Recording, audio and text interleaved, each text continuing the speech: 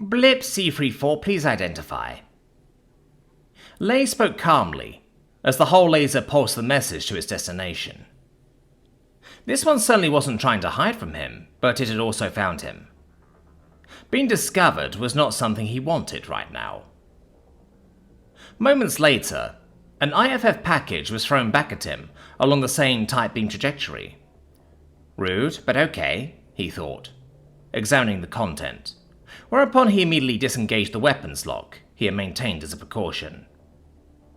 Points for effort, kid, the newcomer quipped, as they decelerated and settled along his axis, a stone's throw away. But you really gotta work on your engine masking.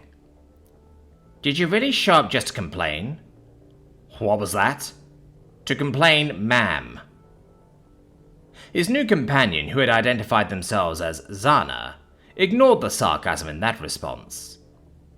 Watchers were technically organized as an armed force, but practically, they regarded the supposed hierarchy as cosmetic. More of an indicator of seniority and experience than actual authority.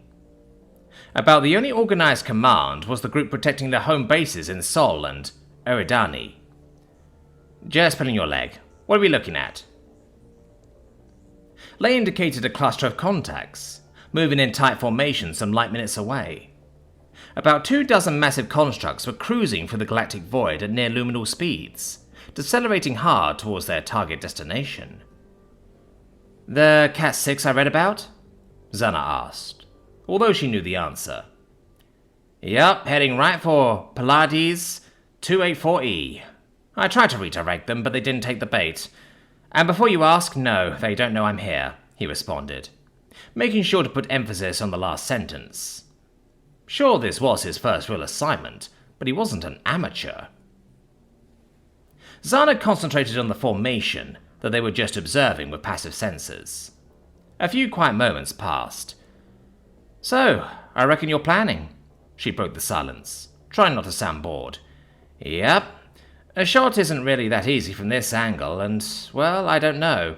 First mission and already a termination order, you know? Lei tried to find the right words. It just don't feel right, you know? A few more moments of silence. Zana moved closer. I get it, Rook. Had to do one on my second. Rare, but it fucking sucks. Don't get easier, either. At least if you're not insane. But that's the job. You listen in on their traffic? Lei knew what she was talking about. These weren't migratory ships, not even refugees. If they arrived at 284E, things would get ugly. These people had a goal and were fanatic enough to see it through. Pleiades 284E would die, and its people would die, just like that.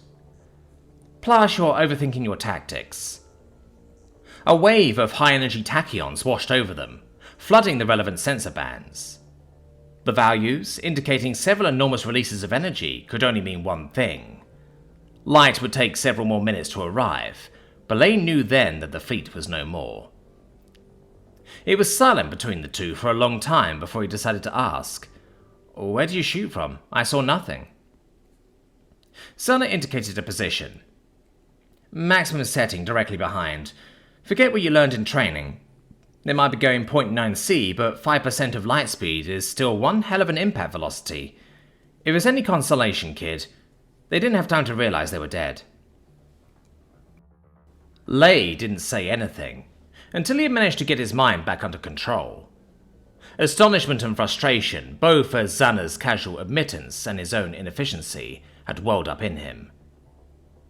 And if they maneuvered? No, wait. It was going through their wake. And besides, they wouldn't have had the fuel to dodge, not on a trip like this. Definitely not with their engines. Got it in one. More silence. Well, I'm heading out. Say hello to Max to me if you see him. I know the old bastard's cruising around here somewhere. Lei 47X11 just quietly acknowledged.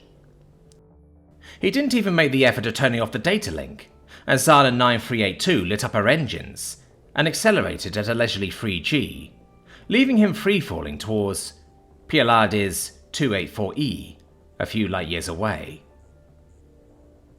For a time, he considered how anticlimactic the resolution had been. How pragmatic.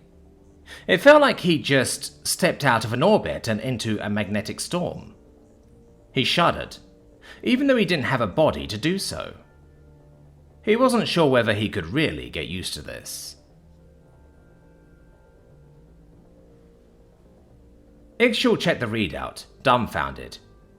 He checked it again. Then he ran it through the machine once more and checked it a third and fourth time. With vibrating claws, he picked up the comm speaker and asked the system to connect him with his supervisor. Ixchel was sure he was wrong. He was only a grad student, right? He was wrong all the time. At least he hoped so. 8193 had been discovered only some 10 years prior, when it suddenly flared up in the sky.